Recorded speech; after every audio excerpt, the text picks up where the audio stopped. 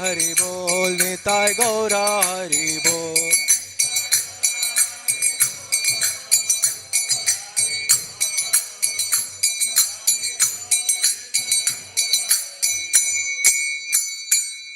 जय ओम Vishnupad Paramhans परिव्राजकाचार्य अष्टोत्तर शतश्री Shrimad His Divine Grace A.C. Bhaktivedanta Swami Srila Prabhupada की जय ओम विष्णुपाद परमहंस परिव्राजकाचार्य अष्टोत्तर शतश्री श्रीमद श्रील भक्ति सिद्धांत सरस्वती ठाकुर प्रभुपाद की अनंत कोटि वैष्णव वृंद की नामाचार्य श्रील हरिदास ठाकुर की प्रेम से कहो श्री कृष्ण चैतन्य प्रभु नित्यानंद श्री अद्वैत गदाधर श्रीवास आदि गौर भक्त वृंद की श्री श्री राधा कृष्ण गोप गोपीनाथ श्याम कुंड राधा कुंड गिरि गोवर्धन की मथुरा वृंदावन धाम की मायापुर नवद्वीप धाम की पुरुषोत्तम क्षेत्र जगन्नाथपुरी धाम की भक्ति देवी की तुलसी महारानी की हरिनाम संकीर्तन यज्ञ की सामवेद भक्त वृंद की All glories to the assembled devotees. All glories to the assembled devotees. All glories to the assembled devotees. All glories to Shri Shri Shri Guru and Gauranga. All glories to Srila Prabhupada, Srila Prabhupada ki. Nitai Gaur Premanande. Hari Hari Hari Bol.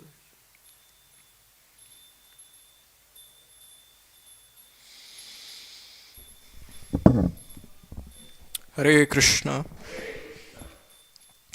So today we are reading from Srimad Bhagavatam, Canto 4, Chapter 23, verse number 20. Maharaj Prithu's going back home. Om Namo Bhagavate Vasudevaya.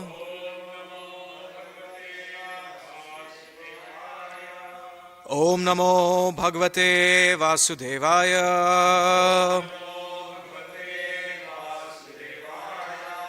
Om Namo Bhagavate Vasudevaya.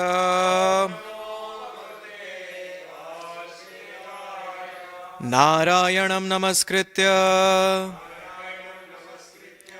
Naram Chaiva Narottamam Devim Saraswatim Vyasam Tato Jayam Udiraye Nashtaprayeshva Bhadreshu Nityam Bhagavata Sevaya Bhagavati Yuttama Shloke Bhaktir Bhavati Naishtiki Krishnaya Vasudevaya Devaki Nandanaya Cha Nanda Gopa Kumaraya Govindaya Namo Namaha Ativa Bhartur Vratadharma Nishtaya Shushrushaya Charsha Deha Yatraya Navindatartim Parikarshitapi sa Preyaskara Sparshanamana Nirvritihi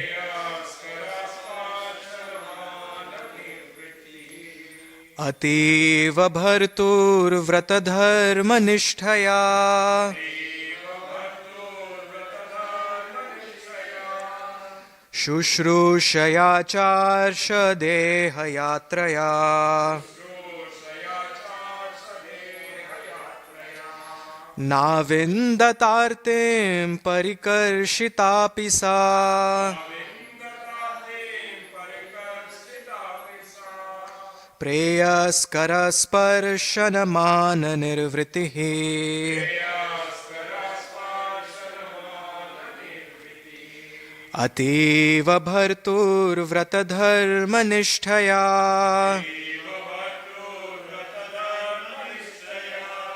Shushrushaya Charsha Deha Yatraya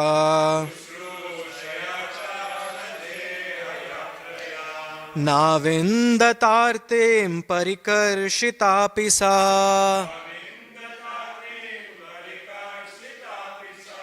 प्रेयस्करस्पर्शनमान निर्वृतिः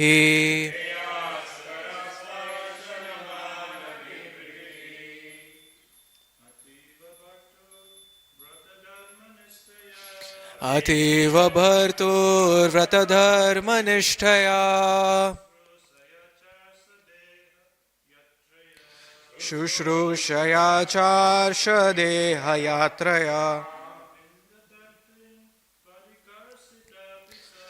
नाविन्दतार्तें परिकर्षितापि सा प्रेयस्करस्पर्शनमाननिर्वृतिः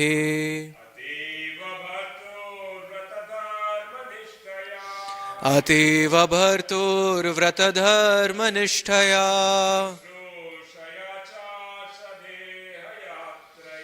शुश्रूषया चार्षदेहयात्रया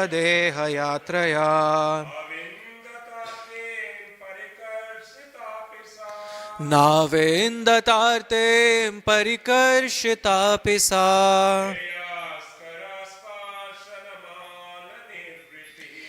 प्रेयस्करस्पर्शनमाननिर्वृतिः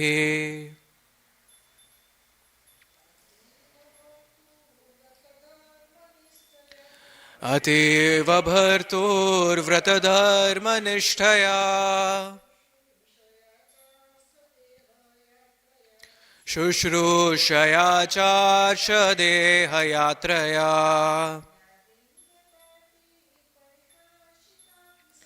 नाविन्दतार्तें परिकर्षितापि सा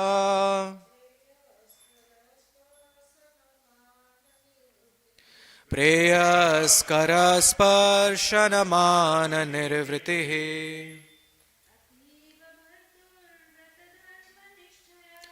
अतीव भर्तुर्व्रतधर्मनिष्ठया शुश्रूषया चार्षदेहयात्रया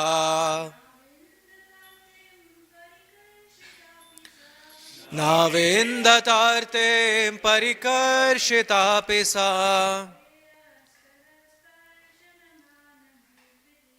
प्रेयस्करस्पर्शनमाननिर्वृतिः अतीव very much bhartuhu of the husband vratadharma vow to serve him nishtaya by determination shushrushaya by serving cha also arsha like the great saintly sages deha body yatraya living condition na did not avindata perceive artim any difficulty parikarshita api although transformed to become lean and thin sa she preyahakara very pleasing sparshana touching mana engaged nirvritihi pleasure. Translation and purport by His Divine Grace A.C. Bhaktivedanta Swami Srila Prabhupada ki. Although she was not accustomed to such difficulties, Queen Arci followed her husband in the regulative principles of living in the forest like great sages. She lay down on the ground and ate only fruits, flowers, and leaves. And because she was not fit for these activities, she became frail and thin. Yet because of the pleasure she derived in serving her husband, she did not feel any difficulties. Purport: the words Bhartur Vratadharma Nishtaya indicate that a woman's duty or religious principle is to serve her husband in all conditions. In Vedic civilization, a man is taught from the beginning of his life to become a brahmachari. then an ideal grihastha, then vanprastha, then sannyasi. And the wife is taught just to follow the husband strictly in all conditions of life. After the period of brahmacharya, a man accepts a householder's life, and the woman is also taught by her parents to be a chaste wife. Thus, when a girl and boy are united, both are trained for a life dedicated to a higher purpose. The boy is trained to execute his duty in accordance with the higher purpose of life, and the girl is trained to follow him. The chaste wife's duty is to keep her husband pleased in householder life in all respects, and when the husband retires from the family life, she is to go to the forest and adopt the life of vanprastha or vanvasi. At that time, the wife is to follow her husband and take care of him, just as she took care of him in householder life. But when the husband takes the renounced order of life, namely sannyas, the wife is to return home and become a saintly woman, setting an example for her children and daughters-in-law and showing them how to live a life of austerity. When Chaitanya Mahaprabhu took sannyas, his wife Vishnupriya Devi, although only 16 years old, also took the vow of austerity due to her husband's leaving home. She chanted her beads, and after finishing one round, she collected 1 grain of rice. In this way, as many rounds as she chanted, she would receive the same number of rice grains and then cook them and so take prasad. This is called austerity. Even today in India, widows or women whose husbands have taken sannyas follow the principles of austerity, even though they live with their children. Prithu Maharaj's wife Arci was steadily determined to execute the duty of a wife, and while her husband was in the forest, she followed him in eating only fruits and leaves and lying down on the ground. Since a woman's body is considerably more delicate than a man's, Queen Arci became very frail and thin, parikarshita. When one engages in austerities, his body generally becomes lean and thin. Becoming fat is not a very good qualification in spiritual life, because a person who is engaged in spiritual life must reduce the comforts of the body, namely eating, sleeping, and mating to a minimum. Although Queen Arci became very thin from living in the forest, according to regulative principles, she was not unhappy, for she was enjoying the honor of serving her great husband.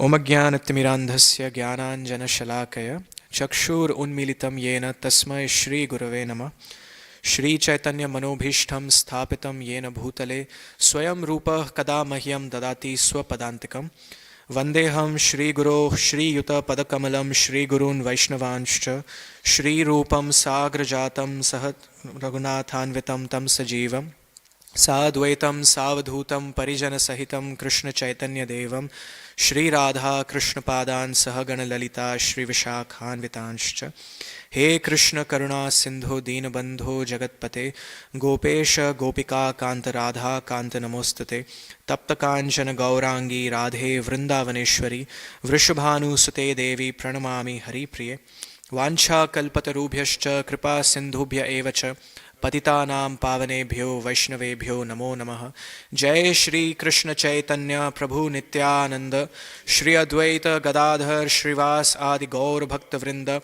Hare Krishna Krishna Krishna Hare Hare Hare Rama Rama Rama Hare Hare Namo Om Vishnupadaya Krishna Prishtaya Bhutale Srimate Bhaktivedanta Swaminiti Namine Namaste Saraswati Deve Gauravani Pracharine Nirvishesha Shunyavadi Paschatya Deshatarine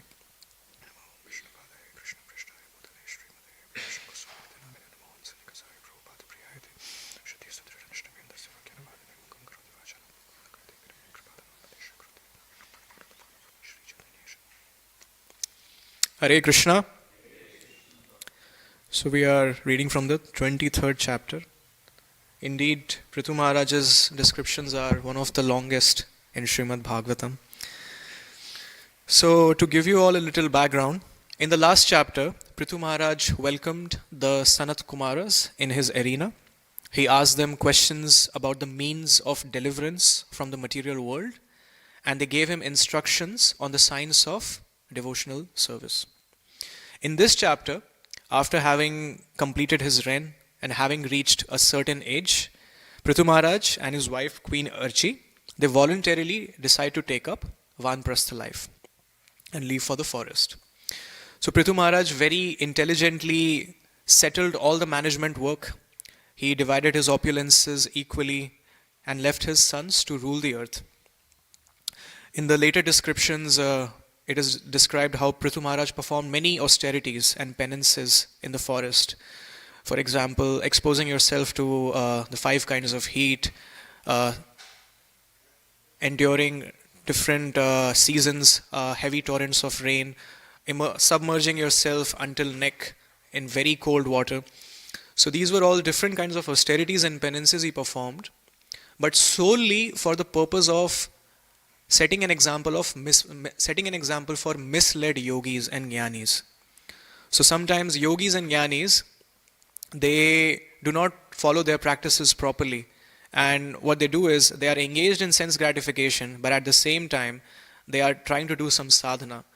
So to set the right example for such misled transcendentalists, Prithu Maharaj performed these austerities.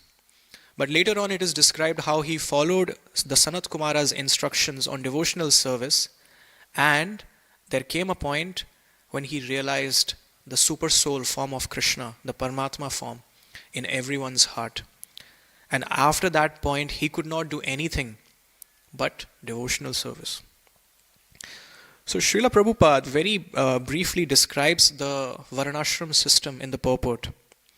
So the Vedic civilization is very intelligently designed on the pillars of 4 ashramas, namely Brahmacharya, Grihastha, Vanprastha and Sannyas. In the olden ages, the children, whether they be girls or boys, they were sent off to Gurukulas, where they lived and studied under the guidance and supervision of a very competent spiritual master. We all have seen Ramayana and Mahabharata, how Lord Ram and even Krishna and Balram, they were sent to Shandipani Muni's ashram. Lord Ramchandra was sent to Vashisht Muni's ashram. So this was the common paradigm, that as soon as the child turns 7 or 8 years of age, he is sent off to the Gurukul. So for about 10 to 15 years, until they turned 25, all the disciples, they were cultivated and trained in various ways, various arts, various kinds of knowledge was given to them, not just restricted to bookish knowledge, but they were trained to become a very wholesome personality. They would not just sit in the classroom and study, they would do menial work, they would do house chores, they would serve their spiritual master and mother guru. So this was how the education system was, at least until a few centuries back. And one point to be noted is that this system was not co-ed. So for example, today we have girls and boys studying in the same school, in the same class. This is very prevalent. But earlier on, they were trained separately, in separate ashramas, in separate classes. Rather, I should say that for those 10 to 15 years, they did not even have any interaction. Girls probably wouldn't even know who boys are, or boys wouldn't know who girls are. And the driving force behind this ashrama was brahmacharya, which the modern science today calls celibacy. Although brahmacharya is not just about sexual abstinence, but it's certainly one of the central aspects of brahmacharya, which is a very big boon in itself. It's a very big benediction if somebody can utilize and channelize it properly. So today we see the concept of co-ed, or girls and boys studying together in the same school, in the same class. And in this free mixing of young people, it is impossible to observe brahmacharya, because when girls or boys are going to interact very frequently in a very free fashion, then there's going to be some possibility of flirtatiousness, and well, in that case you cannot observe celibacy and you cannot achieve your true potential, because you have to cultivate yourself in a way that by the time you turn 25, you have accumulated all that knowledge, and for that there needs to be a certain kind of discipline. But it's important to know for us that this was the very foundation of India. And when the Britishers took charge of the Indian subcontinent, the first thing they uprooted was the system of Gurukul. Because they were aware, they knew very well that simply taking over the country will not suffice. We have to attack their ideology. We have to attack their entire ecosystem in which their kids are raised. Because it is said in the Shastras that somebody who observes a brahmacharya for 12 years or more, that person becomes unimaginably powerful. Not just power here does not mean physical strength. Yes, brahmacharya does impart a lot of physical strength, but at the same time, brahmacharya imparts spiritual strength. And when a person is spiritually powerful, then he can get through any calamity, whether it be natural, emotional, physical. And the Britishers, they studied the ecosystem of India, and they decided that if we want to really enslave these people, then just coming in their country and residing here will not be sufficient. We have to remove their education system. So what they did, they uprooted the Gurukul system. And even today, so many British colonies, they are so-called independent, but subliminally they are still slaves, including India. Because we are still following their practices, their culture, their language. We still want their validation to estimate our success. So this subliminal slavery is still present. And even though they are not in India right now, but they are in the minds of the people in India. And that's even worse than somebody enslaving you physically.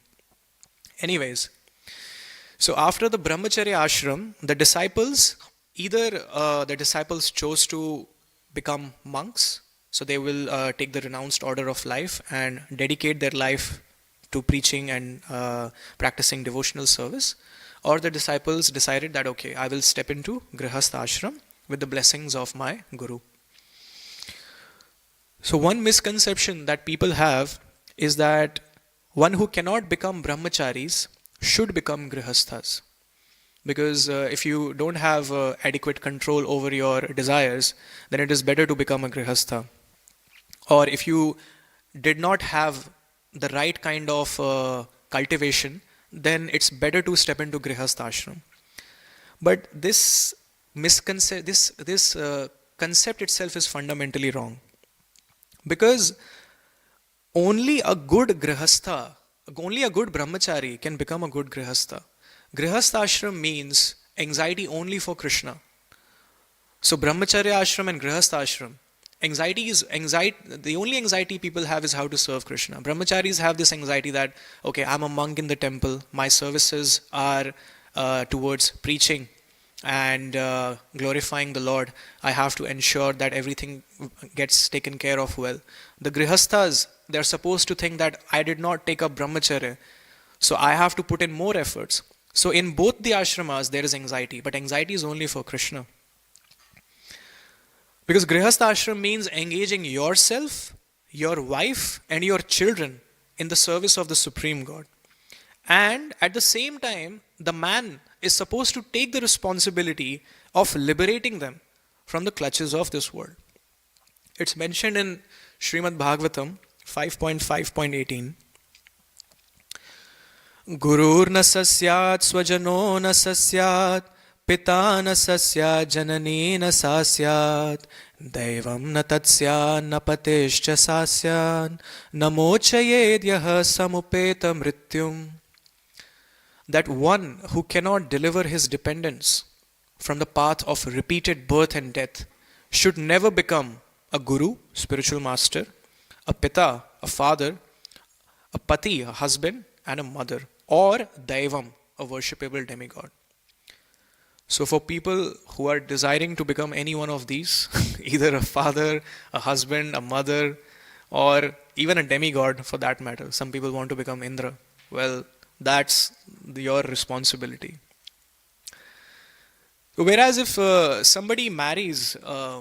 or steps into Grihastha ashram with the thought of enjoying with his wife, or simply considering the wife as a sense gratificatory object and exploiting her, then that man is not called a Grihastha, he's a Graha Medhi. Because his Medha, intelligence, is not invested in serving the Supreme Lord. It is invested in serving himself, his wife, his children, and at the most, a few other people in his family. So Prabhupada he was always against various kinds of social welfare acts, because he said this ism, this socialism, nationalism, it is very, very narrow. It is only restricted to a few people. And people, in the disguise of doing good for people, they are not realizing that they might send them off to hell. So this is the definition of a Griha Medhi, a person who is not engaged in serving the Supreme Lord, rather is only concerned about satisfying himself and his family members. So Brahmacharya again plays a very important role here, because it imparts quality like sensitivity, compassion, love, and intellect, which the person can then use to shape his grihastha life. So when we say that a good brahmachari can become a good grihastha, we mean that when you have 15-20 years of backing of brahmacharya ashram, then you have naturally imbibed all the right qualities to step into grihastha ashram. Otherwise, there is animalistic propensities, and none of the partners are happy in the marriage. So the formula is very simple. A good brahmachari becomes a good grihastha, and a bad brahmachari becomes a grahamedhi. Further, in the purport, Srila Prabhupada describes how Queen Arci is Bhartur Vratadharma Nishtaya. So Bhartuhu means husband, and Vratadharma Nishtaya means she had one-pointed fixedness in serving her husband. Even though there were challenges, there were difficulties, but she was not unhappy. So she was prepared to serve her husband in all conditions. So it's not that when Prithu Maharaj was king, she was sitting by his side in the palace, and when he decided to retire to the forest, she left him, which is what we observe nowadays. Even if there is a slight misunderstanding or difference of opinion, people, they start rethinking their decision about marrying the person. And oftentimes it results in very severe conflicts and people splitting up. So in this regard, Srila Prabhupada writes a very important line in this purport. And I believe it's the most important line of this purport.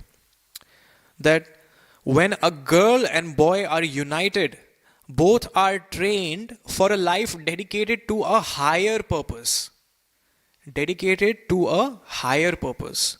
Not dedicated towards enjoying one's senses. So this is the ultimate goal of Grihastha life. And it's interesting to see that when there is a lack of clarity towards the goal, it becomes visible in people's actions. Nowadays, marriages, at least I should say most of them, are revolving around one word: expectations. So the boy has some preconceived expectations from the girl has some preconceived expectations from the boy, and none of their expectations are realistic. They are not at all concerned with serving each other. They're simply thinking, what's in it for me? What am I getting out of it? Are my senses getting pleased or not? Is my ego getting pampered or not? And when these expectations are not met, there's quarrels, fights, disappointment. And this is why today we see such an upsurge in premature divorces. There's a country in Europe called Luxembourg. Their divorce rate is 85%. 85% of the marriages, they're not successful. And we see that after the divorces, the partners are asking for such hefty amounts in alimony, and they literally want the person to become drained, as if they never even had the slightest affection for this person whom they now want to send off to jail, it seems. And unfortunately, in a lot of cases, these unmet expectations take the form of extreme violence, brutality, people dying, people getting murdered. So we need to understand that Kali, the demon Kali, is looking for an entry point. And one of the smoothest entrances is quarrel, not just between married couples, but even between devotees. But the good news is that this quarrel can be very easily avoided if the partners try to please Krishna's senses and help one another progress on this path of spirituality. And as a result, there will come a time when they will see Krishna not just in the deity, but in their partners as well. Just like Prithu Maharaj. So I'm actually very baffled at how intelligently the Vedic system of Varnashram is designed. Wherein if the father takes sannyas, the mother retreats back home. So she served him during Grihastha life and during Vanprastha. But when the man decides to take sannyas, the mother goes back home. Why? Well, there are a few reasons. Firstly, the kids are not to be left completely alone. Because either they might get into wrong association or they might become orphans. So one of the partners decides to stay home. Second, the women themselves do some austerities. So it's not like the father has taken sannyas and now I will just relax. I'll just go home, have fun with my children. No. The women, their purpose of going home is not to avoid that penance or austerity. They are doing separate austerities themselves. Like Srila Prabhupada mentions the example of Vishnupriya Devi. How Chaitanya Mahaprabhu, when he took sannyas, he was 24 and Vishnupriya Devi was 16. But it's not like her husband left home, so she went out looking for another husband. She also honored that decision, stayed home, and she also performed austerities. So the second reason is that the women, they had to perform austerities to set right examples for her children, her daughters-in-law, and make them God conscious. And the third is very popular. Women get 50% benefits of the spiritual endeavors their husbands perform. So a lot of times it is seen, and I personally know one Prabhu whose wife, she is very supportive of him doing Krishna consciousness, but she herself is not very inclined. But well, there is no loss. Neha bhikrama nashosti pratyavayo na vidyate. There is no loss or diminution. The husband is doing devotional service, so the wife is automatically getting 50%. Therefore, they don't have to extraordinarily do more efforts. So in this regard, Srimad Bhagavatam says, Kritam ekatarenapi dampatyor ubhayorapi patnyam kuryad anarhayam patir etat samahitah. That between the husband and wife, one person is sufficient to execute this devotional service. And because of their good relationship, both of them will enjoy the result. Therefore, if the wife is unable to execute this process, the husband should carefully do so. And the faithful wife will share the result. So, in the purport, Srila Prabhupada says that the relationship between husband and wife is firmly established when the husband is sincere and the wife is faithful. So the husband has to be sincere in his endeavors and the wife needs to faithfully serve the husband. So sincerity comes from seva, sincerity comes from bhajan, sincerity comes from sadhu sangha, and sincerity comes from brahmacharya. So we need to understand what an important role brahmacharya plays. And faithfulness also comes from seva, bhajan and sadhu sangha, and when the wife exclusively serves her husband. However, one might ask, what if the husband is not favorable towards devotional service? What if he is just a random gross materialist who is very stone-hearted? Should the wife still continue serving this man? Well, the Shastras describe that it's actually befitting to cut off one's relationship with such a husband. The Goswami Tulsidas ji very beautifully says, Jaake priya na ram badehi, tajiye tahi koti vairi sam, yadyapi param sanehi. That one who has no affection for Lord Ram and Mother Sita, one who has no affection for Sri Sri Radha Gopinath, you should abandon such a person like you would abandon your greatest enemy. Tajiye tahi koti verisam. Yadyapi paramasanehi. Even though this person may be very dear to you. Now somebody might ask that in the present age, it's not very practical to just leave or abandon your husband or wife. Well, you might not physically abandon them, but at least such a person should be mentally abandoned. You know, like we have a lot of relatives who are not God conscious. Even after so much preaching, they are still not willing to take up this beautiful journey. So it's not possible to completely cut off your ties with them and not look at their faces. But at least you can pretend to be happy when you're around them. That's it. So mentally, you're not taking their association at all. Mentally, you're only praying for them.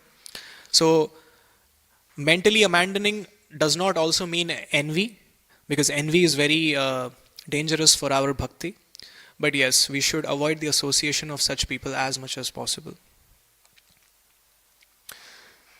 Like Kumbhan Das ji, he was a very dear and personal associate of Lord Govinda in Govardhan.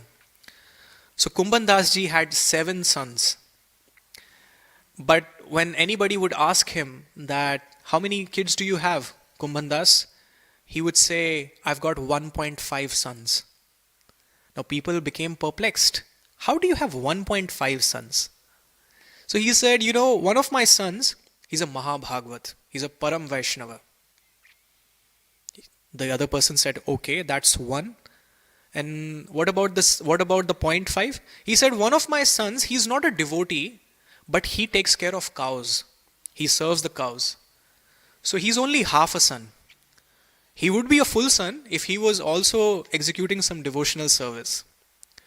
So he's only half a son for me, so I have 1.5.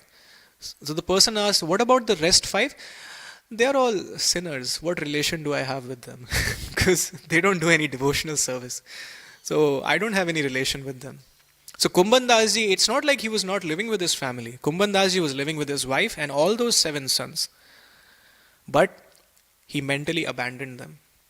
So this is what the Shastras describe, that if a husband is violent, if a husband is not favorable, if a husband is disrespectful, the best to do is to completely cut off your relationship with that person.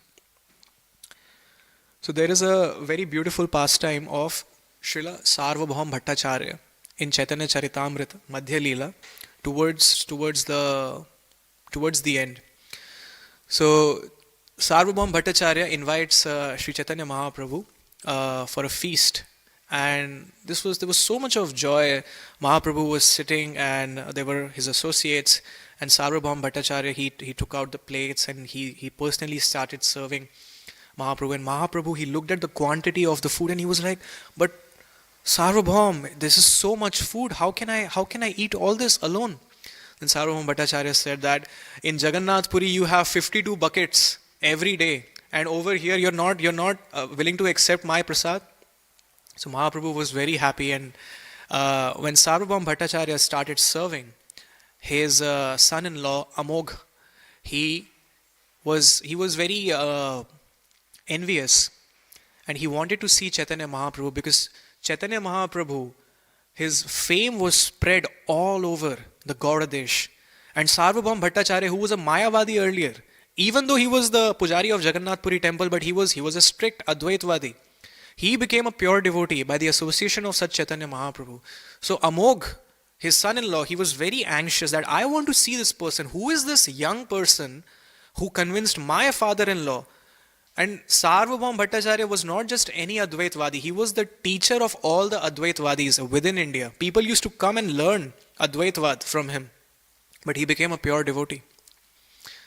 And Amogh, although the gate was guarded, because Sarvabhaum Bhattacharya did not want Mahaprabhu to get disturbed while he was feasting, Amogh somehow managed to enter inside the feasting hall, and he looked at Chaitanya Mahaprabhu, looked at his plate, and said, "This food is sufficient for at least 10 to 12 people, and this young sannyasi will have it all alone. What kind of justice is this?" And Sarvabhaum Bhattacharya, his eyes rolled in fury. He was so angry that he could have killed his son-in-law that very moment. Sarvabhaum Bhattacharya grabbed a stick and he started running behind his son-in-law. And his son-in-law, he fled in fear. And Mahaprabhu was laughing with ecstasy that, oh, what is this happening? So later on, Sarvabhaum Bhattacharya came and he fell at the feet of Mahaprabhu. And he said, "I'm so sorry, my son-in-law, he disrespected, he committed such a big offense." And Mahaprabhu, he very humbly said, "No, he's right. How can one person eat so much food? This has to be distributed among everyone." So Mahaprabhu, he had prasad and he left, but Sarvabhaum Bhattacharya was so much in fury that he could not tolerate it.